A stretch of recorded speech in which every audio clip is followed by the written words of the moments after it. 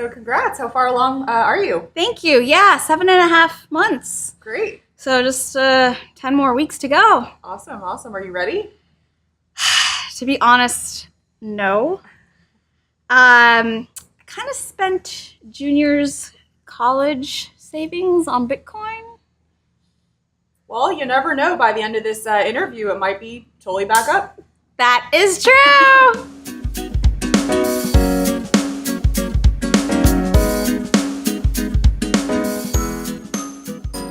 Welcome to Build, brought to you by Pivotal Tracker. I'm your host, Purnima Vijay Shankar. In each episode, innovators and I debunk a number of myths and misconceptions related to building products, companies, and your career in tech.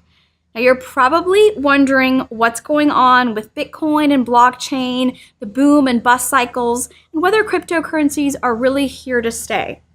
Well, in today's episode, we're going to unearth some of the common myths, and in a future episode, we'll dive into some of the applications to let you know what's really here to stay.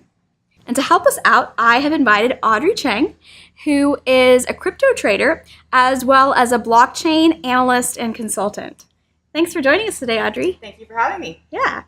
So let's first talk about what's kind of the major differences between these three: Bitcoin, blockchain, and cryptocurrencies. Sure. So there is a common misconception that blockchain is the same thing as Bitcoin, and that's actually not true. The reason why people get confused is because they were kind of invented at the same time. So in 2009, someone named Satoshi Nakamoto, now this is a person or group, we don't know, they're kind of anonymous. Mm-hmm. They came out with a white paper that described the Bitcoin protocol. And so that was how blockchain technology was born. But blockchain is much bigger than just Bitcoin. So Bitcoin is a cryptocurrency, but blockchain refers to the technology. Got it. And what got you interested in this? So basically, it has everything to do with everything I've done in my career. So I studied computer science at MIT, but graduated in the dot-com bust. So ended up on Wall Street for about a decade. And then after that, I founded 2 startups. So the technology, the finance, the startup entrepreneurial part, like blockchain kind of encompasses all those things. Mm-hmm. But specifically how I got started was back in 2013, I decided, hey, I might want to start my own companies. In order to do that, it would be good to refresh my programming skills because it'd been a little while. So I took a Stanford online MOOC, startup engineering, taught by Balaji Srinivasan, who's pretty well known in the blockchain space. And so our final project was to build a Kickstarter clone. And there was a leaderboard, and you moved up on that by tweets and Bitcoin funding. Okay. And so, friends and family, they're like, great, we want to support you. What the heck is Bitcoin? And I'm like, don't worry, just tell me in dollars and I'll trade it for you. Mm-hmm. And so that's how I got into doing that. And then I realized, hey, it's really volatile. I can trade this like anything else and try to make some money off of it. Yeah. Awesome. And so now you are independent and you blog on blockchain. Yeah, so it's blockchain, and it's basically blockchain and add a G.org. Cool. I just, it's my name actually is perfect for this. Yeah, wonderful. Yeah. So, on this show, we love to debunk a number of myths and misconceptions, and I am sure Bitcoin and blockchain and cryptocurrencies are just right for this. So let's start with the first myth, which is that Bitcoin users are anonymous. Yeah, it's actually pseudonymous. So people have that idea because there are these, wallets that are this big string of, numbers and letters. But since everything is on the blockchain, you can trace at any point, X wallet paid Y wallet at this time, this amount. Okay. So even though you don't know necessarily who owns X wallet or Y wallet, you know that happened, and you can trace that. And actually law enforcement has already started doing that. And sometimes it's really easy to kind of out yourself as well. So there's public keys and private keys. If you post your public key somewhere, then that now is associated with you. So, even if you don't think anyone can track you, like maybe they can actually. But that's why there are now privacy coins where, that's much more of an anonymous thing. So let's backtrack a little bit. What's public key? So in cryptography, there's a private key, public key. They're mathematically related, and they can be used to, for instance, I'm sending you an email, and I don't want the whole world to see it in transmission. So what I can do is, if you send me your public key and the public key is okay to share, I can take my message, encrypt it with the public key, send it over, and it'll just be garbled. And then you can take your private key and decrypt it that way. Nice. So it's a way to encrypt signals, messages, any sort of data. Mm-hmm. Okay. So let's get back then to talking about some of these myths. Now, what's perpetuated this myth that Bitcoin users are anonymous? So I think people think it's anonymous because there are transactions, there are wallets, but there are no names or identities necessarily associated with them. So it's a long string of numbers. However, that's not fully true, at least in the case of Bitcoin, because yes, you have these numbers that are not associated with people, but you can trace the movement of funds and kind of like what happened when. So if wallet X decides to send 5 Bitcoin to wallet Y, you don't know who owns wallet X, you don't know who owns wallet Y, but you do see that it was sent. And there are many ways that you can kind of out yourself by accident. Therefore, someone knows that I own wallet Y, for instance. Yeah. So another myth, Bitcoin is beyond the law and it's for criminals.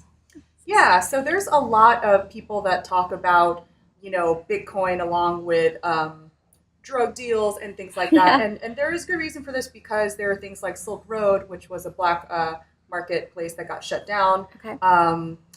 But, having said that, the black market will always, it has been around a long time, will persist. And no matter what sort of medium you use, it'll still be there. I don't think that the levels have increased due specifically to cryptocurrency. And Sure. Actually the largest source of money laundering is the US dollar.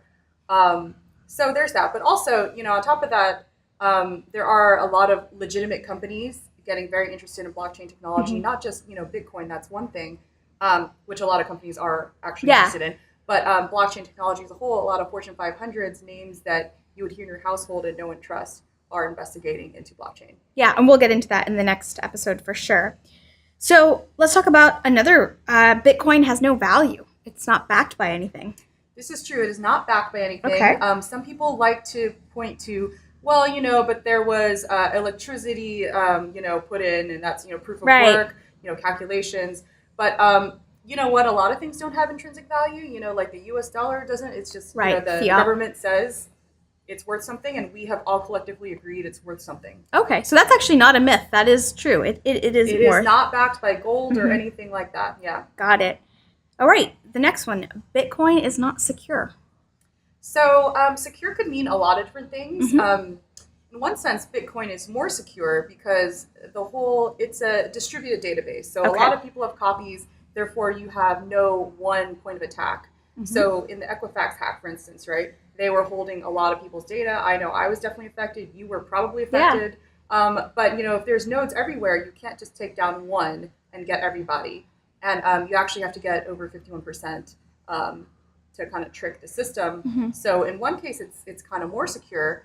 But one thing that I do want people to understand is that we've become used to things being reversible. Yeah. So, if someone got your credit card number, they made a bunch of transactions, you can call your company and say, you know what, that was not me. Can you reverse it? Can you credit me? Right? Right. And we're all very used to that. That's not how it works in cryptocurrency. Sure. It's like cash. It's like, if someone steals it from you, it's gone. You can't be like, oh, can you just reverse that back? Right. Yeah. Okay. So it's a sunk cost. You're not going to ever get it back. Basically, yeah, like cash. Okay.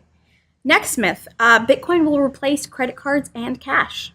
So I don't think most people think that is the point of Bitcoin. Okay. So the point of Bitcoin is that it's a store of value, and it's done a good job doing that. Having said that, there is potential for other cryptocurrencies to potentially be more of an everyday transactional. You go buy your coffee with it. Some include maybe Bitcoin Cash or Litecoin. Some they're a little faster, a little cheaper. But one thing to kind of keep in mind right now is that scalability is a huge problem. So if you're talking about kind of these blockchain systems, right? We're doing 8 to 30 transactions per second. Credit cards handle about 5,000 transactions per second. So it's like a really big difference. Yeah. So actually, that brings up a good point. A lot of people have said that given how intensive each transaction is, Bitcoin can be a huge energy consumer. Mm-hmm. Is that true? Yeah, I think that's something, there's people that have been running mining rigs in really cold places, and it heats their home. And they okay. Yeah, which is kind of clever. Yeah. So yes, there is an energy cost. People are aware of it.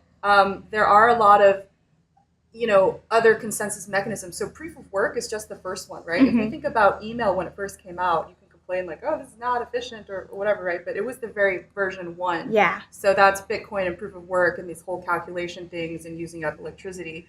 But there are a lot of other ways to reach consensus. Examples include proof of stake, and there's a lot of other ones in the works now where you're not actually calculating. Okay. And there's actually an interesting idea of kind of what if you did proof of work, but it actually did something? Because right now you're doing calculations, but it's not really adding to anybody. But if you did almost like a mechanical Turk, in that we're doing calculations, but it's actually helping us, solve something, then you could be doing two things at the same time. Got it. All right. And last one, which we talked about in the beginning, Bitcoin does not, or people think Bitcoin is the same as blockchain. Mm-hmm. Yeah, and I understand why, because in the media, people usually talk about Bitcoin because of the price moves, because people are interested in that, right? And a lot of people haven't even heard the term blockchain, and when they do, they think it's the same thing. But yeah, Bitcoin is one cryptocurrency. There are now over 1,500 cryptocurrencies, and they are all using the blockchain technology. But it's very possible to work with blockchain and not even have a currency. Okay, so what is the blockchain technology then?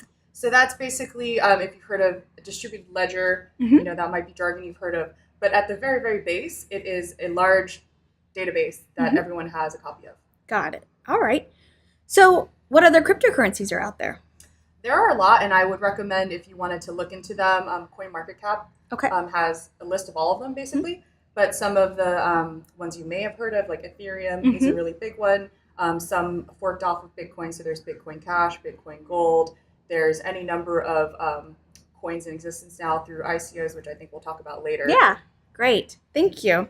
So for our audience out there who, they're going to want to arm themselves and be able to tell fact from fiction, how can they explore Bitcoin, blockchain, and cryptocurrencies and know that they're getting the right information?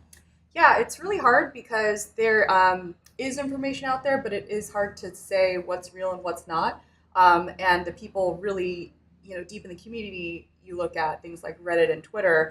But if you're just starting out, this is actually why I started writing, because I didn't think there were very many good resources out there.